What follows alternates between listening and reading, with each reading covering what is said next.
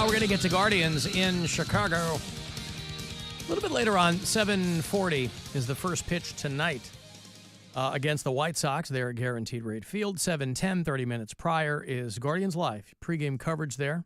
And then they will wrap that series with what I will assume will be a Cleveland sweep of the White Sox. Tomorrow at 2:10, Guardians come home for the weekend, Thursday through Sunday. 4 games against the Tampa Bay Rays. And then they'll stay home to play the Twins. And then they'll go to St. Louis to play the Cardinals. And then they'll come home and stay home. Play Cincinnati and the Astros.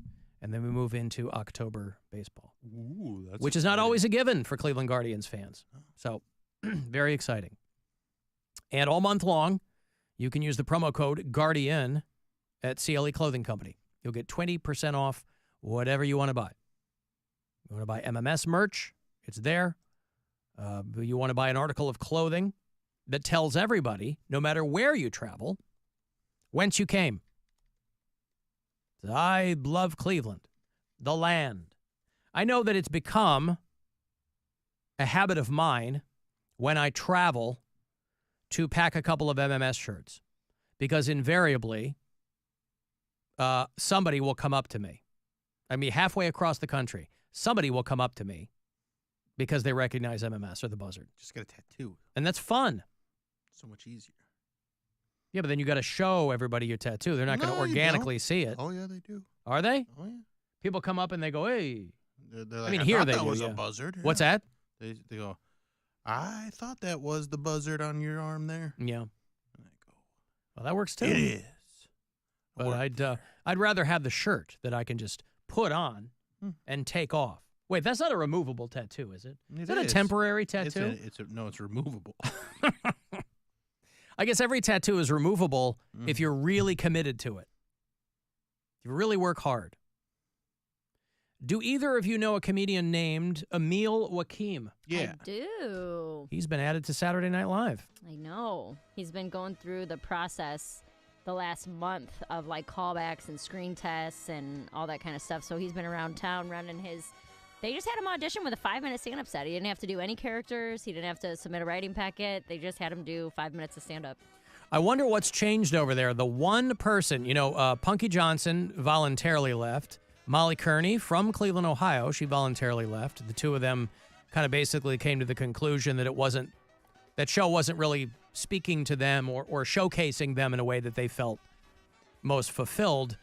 And one cast member they have let go, this girl named Chloe Trost, who I didn't even know she was on the show. Well, yeah, that's gotta suck. Yeah. Anytime they put her in something, she was kind of funny, but that cast is so big now that it's so easy. I mean, they've got this Saturday Night Live movie coming out about the first season. It's just called Saturday Night.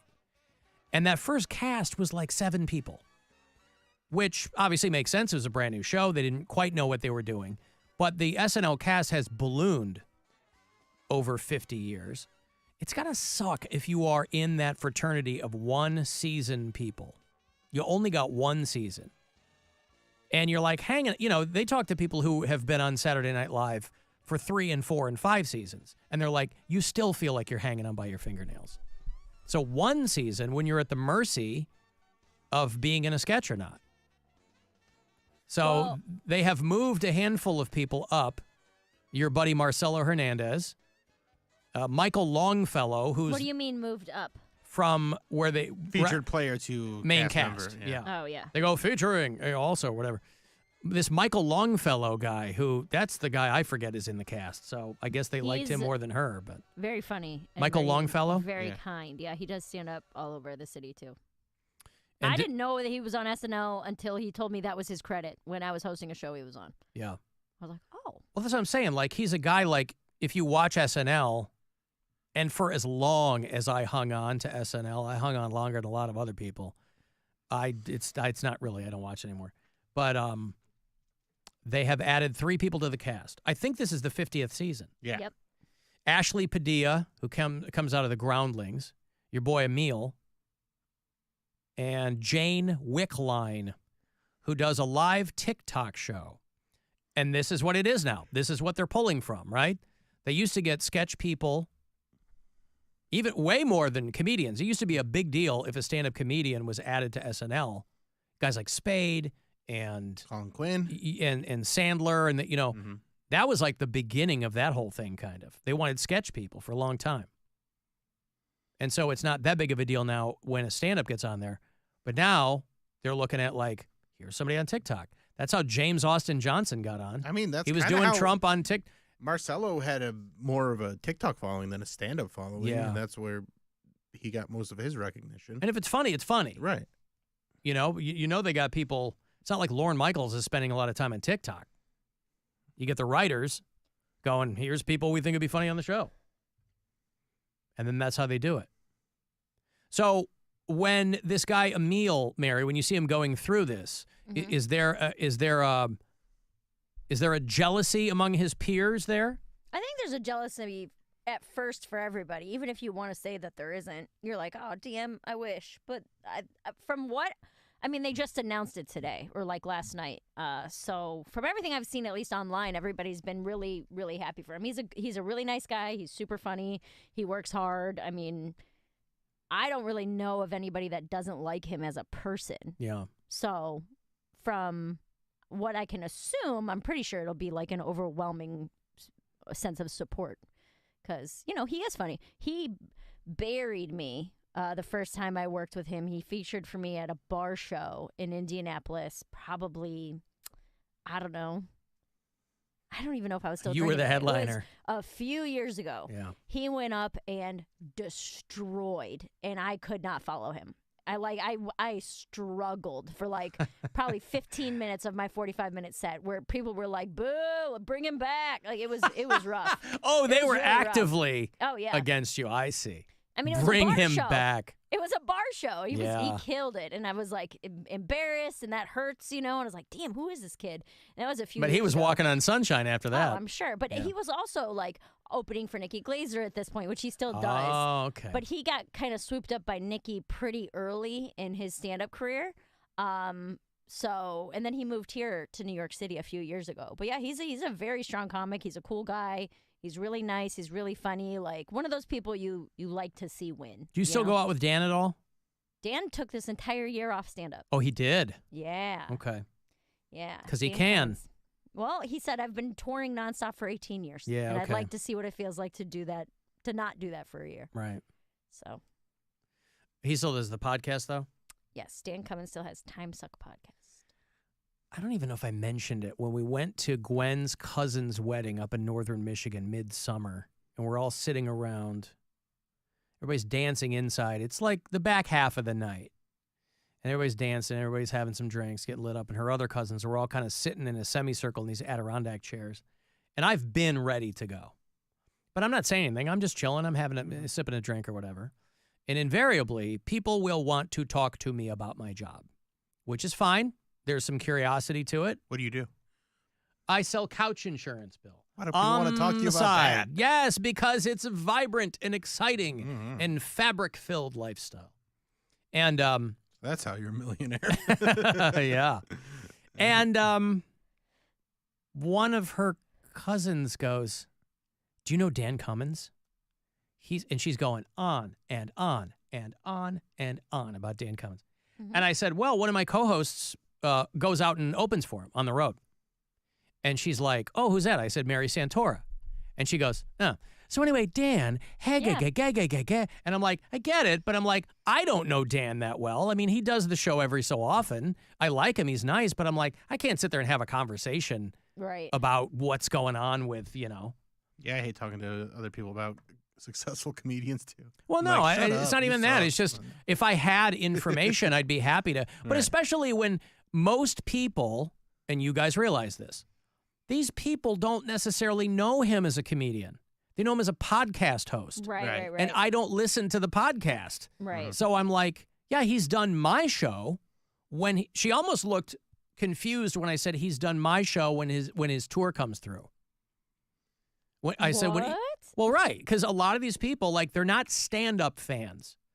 They want to hear the podcast guy tell funny stories. Right. And that's how you can fill arenas. That's great. Great. But I'm like, I had no information for her other than he's funny, he's nice, he takes Mary out. Yeah. Not anymore. I mean, But- people forget Chevy Chase was only on Saturday Night Live for one season because And then what happened? Did he have a career after that? No, not really. I mean, kind of went away, and That's a bummer. because he was the guy. I mean, the story is that because he was the guy who said his name every week, that's how everybody knew who he was, because he did Weekend Update. Mhm. But he got big for his britches or whatever. It paid off. Yeah. He was the guy that left after one season and went and did movies. But a lot of people were only on SNL for 1 year. Some of them by design. You know, when there was that changeover in the 80s, they were begging actors to come on, people that were familiar already. They went to Billy Crystal and Christopher Guest, and they were like, please do Saturday Night Live. Was Eddie Murphy big? Wasn't he on there for just like a short amount of time? I think he did, what, 2 seasons, 3 2 or seasons? 3, yeah. But I think he but wasn't he was- in movies and stuff before that. No, but he became the biggest star in the Yeah. world. he was That's like what I'm saying. he was Yeah. like 21 Yeah. when he got on SNL. Him and I think Piscopo lasted a little bit longer than him, but Yeah. not much longer. But like Joan Cusack was on SNL for a year, and Steve Carell's wife, right, Nancy Carell, Robert Downey Jr. and Janine Garofalo, Sarah Silverman. She's probably gonna be on the Jay show next Moore. week. She was on, yeah. So there's all these people that were on for one. Gilbert Gottfried was on for one season. I was surprised to see David Koechner was only on for one season because I thought he was on for a bunch of seasons. But yeah, who's the guy that you know? Luke Null. Yeah, Luke He was Null, only on for one season. Brooks Wheelan. Yep. All the This guy John Milheiser, who was on a few years ago. I mean, they would basically haul him out to do anytime somebody needed somebody to look like John Cryer. They'd haul him out. Oh yeah. I Our boy forgot Tim Robinson, he was only on one season. about- Mhm. So Chloe Trost. Well, I Is the shared the latest one. post to my story of a meal, and I was like, yeah, like congrats or whatever. And then I go to the comment section, and I feel a little bit bad for the new cast members because the comment section on Saturday Night Live's Instagram post is just overwhelmed with people like bring back Chloe, justice for Chloe, Yeah. y'all messed up. Like nobody's really saying like congratulations new cast members. It's just hundreds of comments, people pissed off about letting this Chloe chick go. I'm like, well, that kind of sucks a little bit. You know what I mean? For them, for like, this is the biggest day in Emil's Yeah. career. And everyone's like, F these new people, bring back the person I liked. Yeah. You know? And I get it. It's like the but- anti-Keenan Thompson, you know? The Yeah. guy's been on for a quarter century, and they got other people, they're like, nah, you just didn't fit in all that well. But listen, there's a lot of people that were only on for one season that have gone on and done just fine. Jenny Slate dropped the F-bomb, and they got rid of her. She's doing just fine. So it can happen. So our own Mary Santora could be next. I mean, Maybe. they can't be doing this show for much longer, right? I mean, it's season 50. I feel like Lauren wanted to drag it over the line, so maybe they'll pass it off to Tina Fey, but it's not like they're going to do another 50 years. Yeah, but does Tina Fey even want to do it at this point? I think she has intimated that she'd at least be open to the conversation. I'd do it. Of course you would. Why wouldn't you? No, it's smart.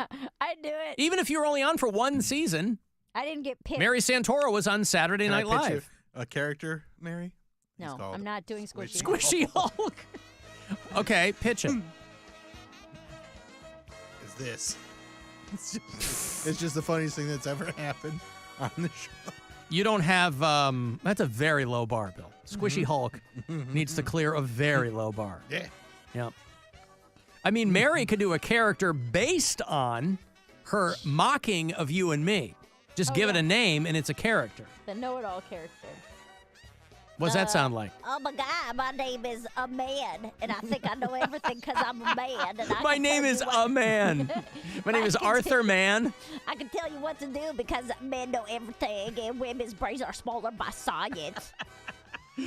That sounds. It sounds like more like It a doesn't desk. sound like our voices, but it sounds like things we say. Right. I know. It's based on reality. It's going to start as a desk piece, and then you're going to flesh it out. It's going to be something over I know. there. I know. I like it. Give me another character, though. Oh, another character. I actually have. Hold on. Yep. I figured you did. I figured you got a couple arrows in your quiver. Let me see, because I wrote down months and months ago when Oh, no, she's my, not pulling out wigs, is she, Bill? No. Oh, when okay. my manager and I were like, what can we do? Let's see. 5 minutes of impressions and characters. Oh. No. She's already got, nope. Know-it-all little kid is in there. Yep. And then And that's the voice. Yes, a drunk girl, Yep. trashy cousin or aunt. Basically, these are all just iterations of who I am. Mm-hmm. Well, you got to write what you know. Yeah. It's got to come from the heart. Yeah. But you that's don't do my- any celebrity impersonations. I do. Who do you do? I do one. Damon Wayans. Junior. Yeah. No, Only I in mean- blackface. Ruth Langmore. you guys That's a had her character, on? yes. That's a character. Yep. Oh, wait, celebrity impressions? I didn't know if you Yeah. did any celebrity impressions. Well, you know what I wrote down? You I do wrote sound down- like Amy Poehler. I You know, wrote Amy Poehler ? Because I've never tried to do an Amy Poehler impression because I don't hear it. Everyone else, every single video I post on the internet is like, this chick sounds exactly like Amy Poehler, and I don't physically hear it. I don't think I thought of it until a listener mentioned it to me, and now I hear it. Like when we went to go see Inside Out, and Amy Poehler does one of the voices, I She's was the like, voice. it really does sound like Mary. Yeah. So maybe nail down an Amy Poehler impression. It'd be tough to do. It's like she doesn't have like a... She doesn't do anything. That's what I she mean, just yeah. sounds like me, I guess, or Yeah. I sound like her. Hey, Joe, Hey, what's going on, guys? how are you? doing? What's up, Joe? Fine, thanks. Yeah, I'm doing good. Hey, my favorite characters that were on the Saturday Night Live, and it was quite a while ago, it was Dan Aykroyd and Jane Curtin when they did the newscast. I thought that was pretty good. When he'd call her an Myself. ignorant slut? Yeah. That's good. That's good comedy right there. That was early days, boy, of, yeah. No doubt. Yeah, I can even go back further than that when, Mr. Robinson's Neighborhood. Yep, Mr. Robinson's Eddie Murphy, yep. I mean, Jane, Eddie You Murphy, Ignorant Slut was absolutely. like season 2, right? I mean, Aykroyd had replaced Chevy, and yeah, it's going way Yeah. back there. Well, that Saturday Night movie, I think, looks pretty cool. Is that Jason Reitman who's directing it? Yeah. I like that. Former live-in companion Michelle Triola Marvin have been in court to settle her claim that he owes her half his income from the 6 years they lived together. That is the subject of tonight's point-counterpoint. Jane will take the pro-Michelle Marvin point, while I take the anti-Michelle Triola counterpoint. Jane? Dan, times change, and so does the nature of relationships. People are reluctant to get married these days, and looking at divorce statistics, who can blame them? But the lack of a piece of paper does not necessarily mean the lack of a total commitment. A woman in this modern-day relationship may well give up all her own personal pursuits, as Michelle Marvin claims she did, to give her full support to her man's career. And Michelle Marvin is just asking that the courts recognize that reality. Dan, there's an old saying, behind every successful man, there's a woman, a loving, giving, caring woman. But you wouldn't know about that, Dan, because there's no old saying about what's behind a miserable failure.